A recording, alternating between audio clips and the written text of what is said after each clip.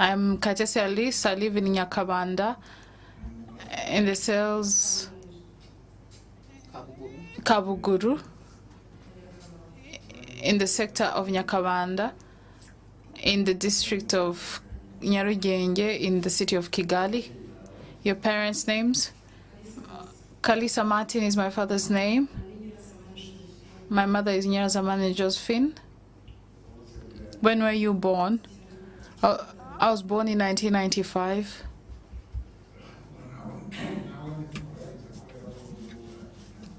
We will not ask you to swear, but we want to hear your testimony, what happened to you, because you're also claiming for compensation. You will tell us your ordeal in details. Speak loudly but slowly for the registrar to write your testimony. Thank you very much. My name is Kayitesi Alice. I survived in Nyungwe. It was Saturday evening around 5 p.m. Approach the microphone. It was Saturday, 5 p.m. I was leaving Rusizi. We had left with a 4 p.m. bus. That was my first time going through Nyungwe. I didn't know the place.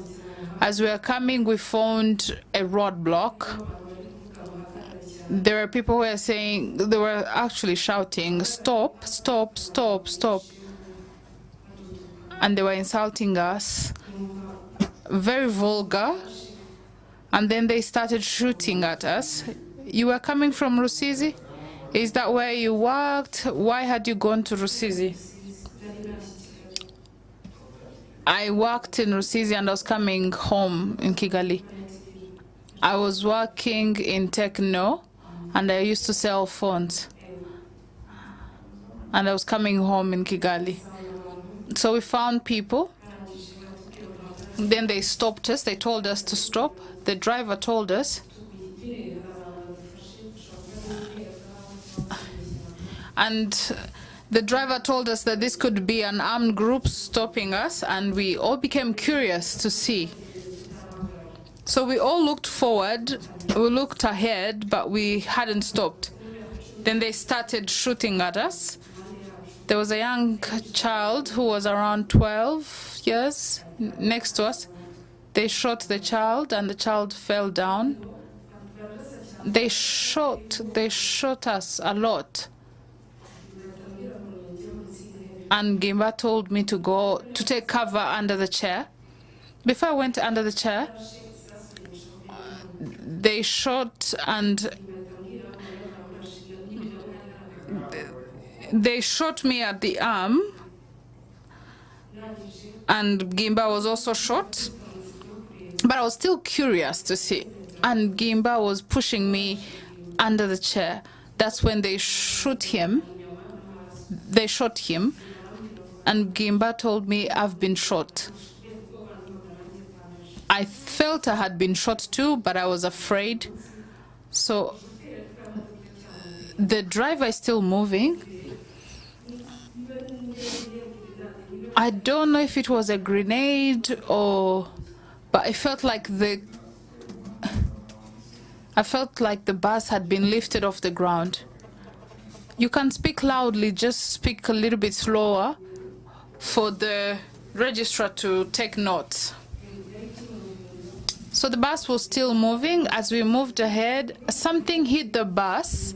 I was under the chair and I felt something lift the bus off the ground. From the place of the forest, when the bus was rolled, so many people had fallen, so many were crying out. There was a child who was crying behind me. And when the bus was moved, when the bus rolled, I saw that the child was crying, but the mother had died. Ivan told me, let's stand and move. And as we moved, they were still shooting us. Did you know Ivan before that incident? Yes, I worked with Ivan. There were young people who were in their 20s. They were in our age group, and they were the ones shooting at us. And they had surrounded the bus. The bus rolled. Ivan told me, stand and let's go. And I said, where are we going? I said, where are we going? And he said, let's just move. He took my hand and I couldn't stand. Ivan couldn't move because his leg was off.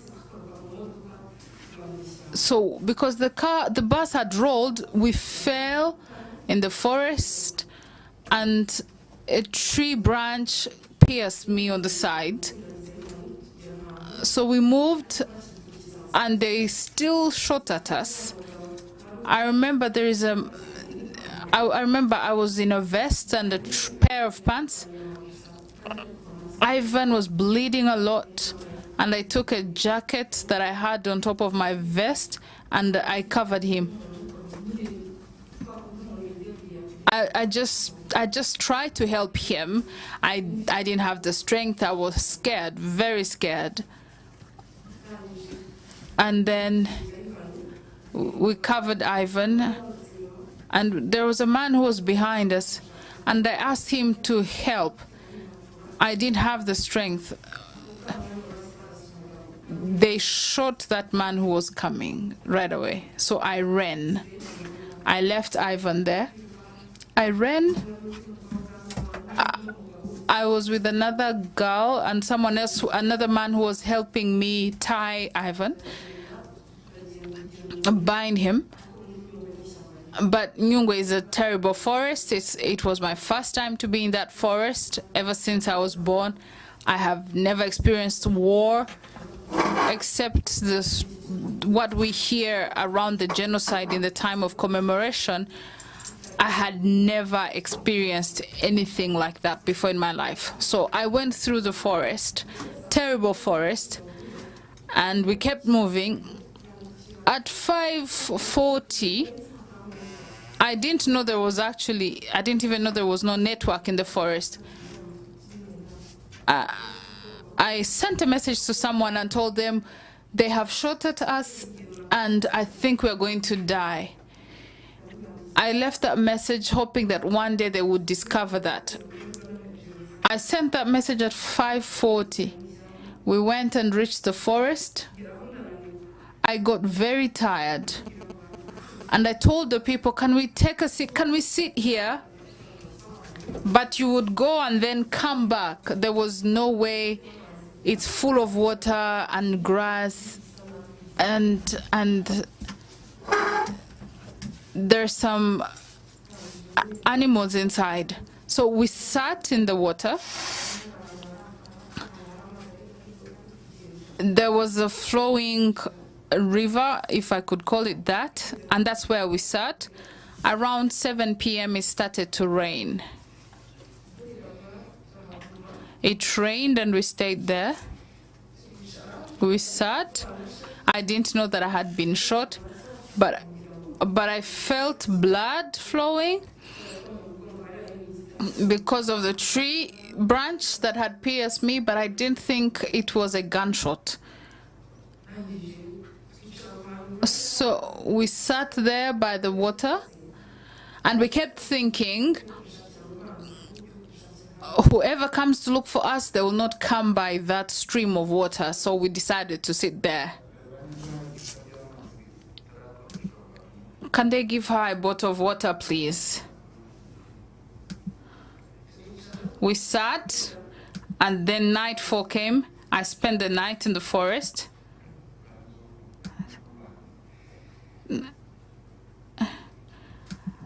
Take a drink first.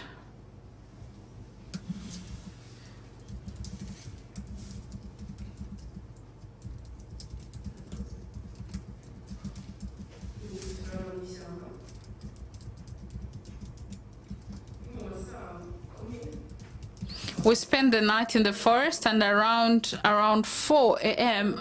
I became paralyzed. I didn't know that I had been shot. I didn't know these things. My body was full of tree branches. I had wounds everywhere because I was wearing a vest. I had tree branches inside.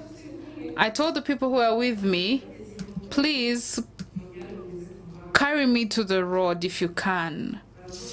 And they said yes.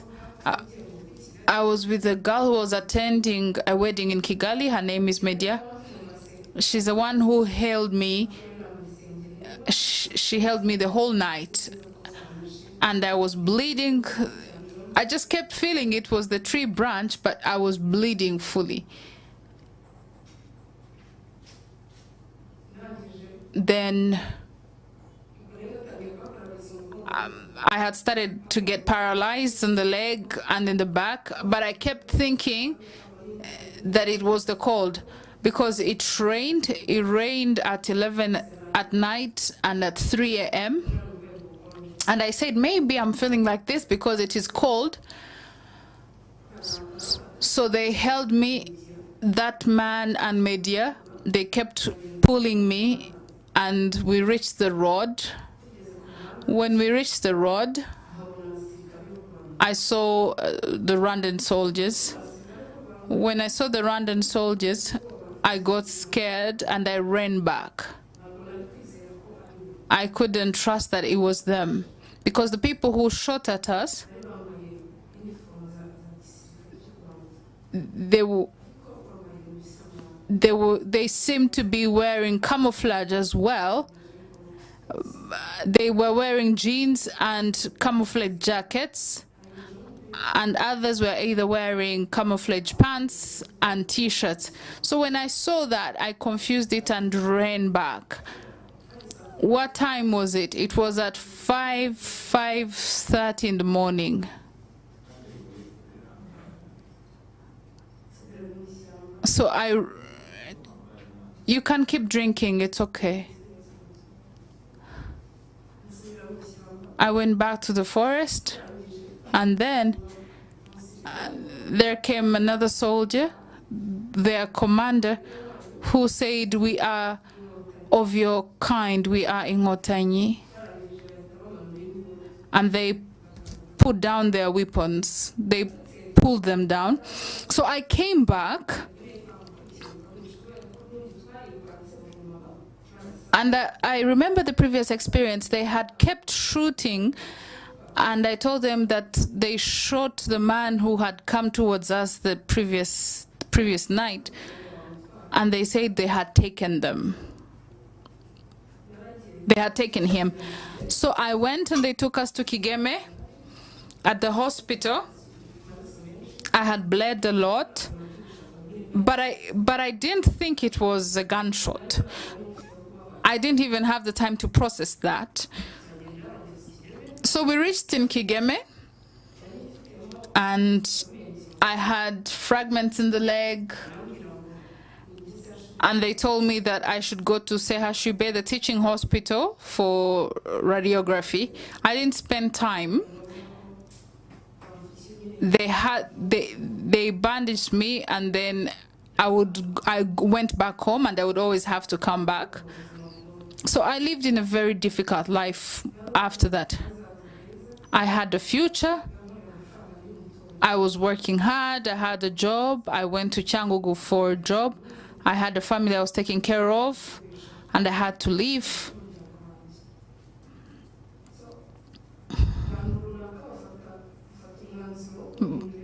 But some people decided to change my life. I grew up with wounds in my mind.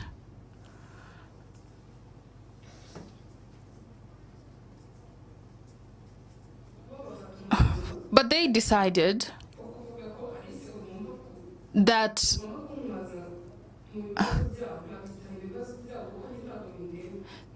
Alice should be involved in their issues, and it's not my business. I'm a Rwandan woman. who had a job, who wanted to go back to school, who wanted to study and graduate and have a life, make a living. But they decided. So I remember when we were in Kigeme the following day, I saw videos of people like Sankara, who I want to meet, who were saying that they had taken Nyungwe.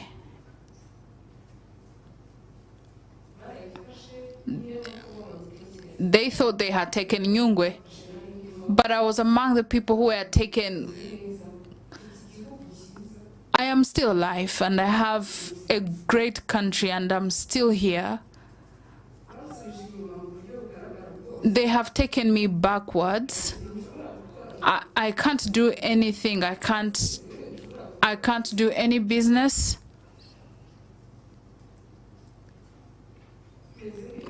But I'm well.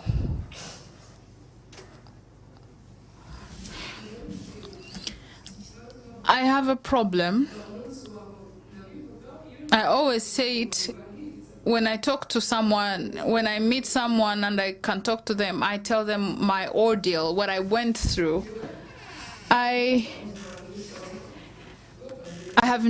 have never recovered from that experience. My mind is always in that forest. It was my first time to experience a gunshot. It was my first time to see blood flow like that. It was my first time to see someone die. And my mind has never recovered from that.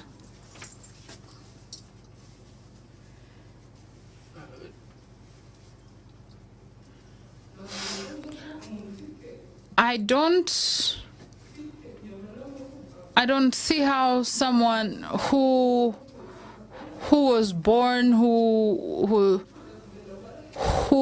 has blood flowing in their veins, who is human, who would want to see such evil work done, causing death, bloodshed on other people done on them. I ask myself, why did that child die? Why did the mother of that baby die on that bus?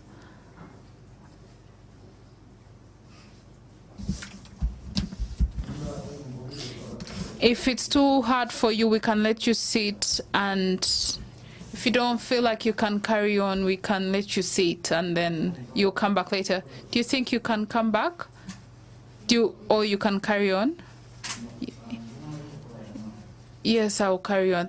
Please drink some water before you carry on.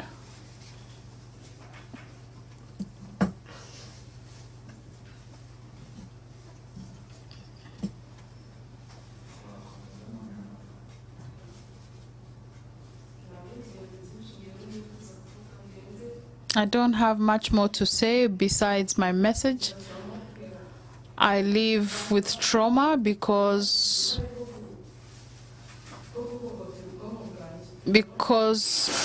I hear and I see the people who played a role in the life that I live in. I would like to meet the people who played a role in where my life is. I think maybe that will heal me, but I can't forget what my eyes saw. My injuries, I was shot in the leg. There are fragments. I don't know when they'll be removed. I have a back problem because of that tree branch that pierced through my back. It left me with a back injury. I can't stand long. Yet before, what I used to do was to stand long. I can't wear high heels like all the other girls. I don't have any treatment beyond what I received. I need to go through radiography to see if I still have those fragments.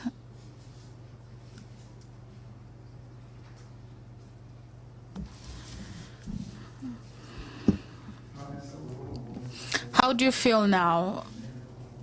The fragment is in the leg. Where were you wounded? It's in the leg.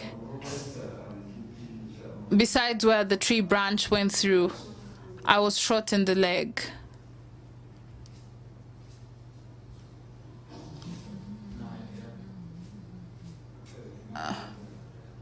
If you can pass those images to us.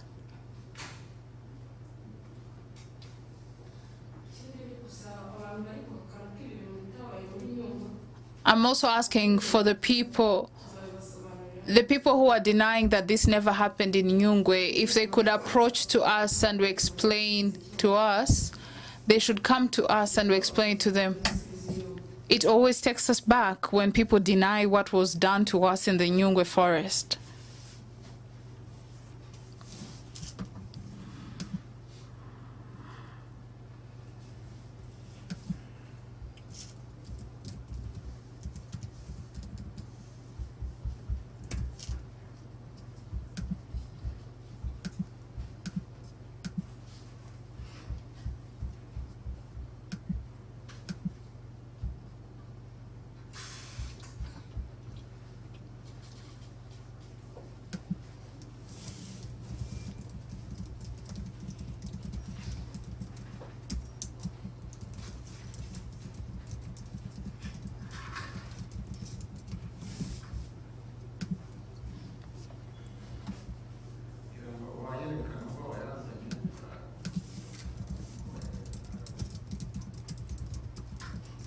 Can you show us, as you brought the pictures, the images, if you can show us for us to see well?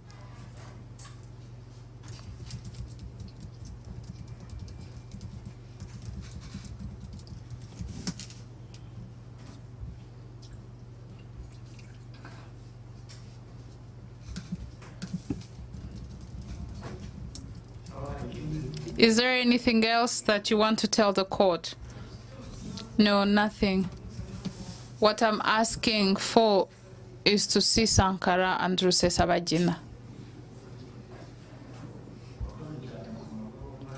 Thank you for the information that you've given to the court. Is there any other person who has a question, who wants to ask Kayitesi anything? I don't see anyone.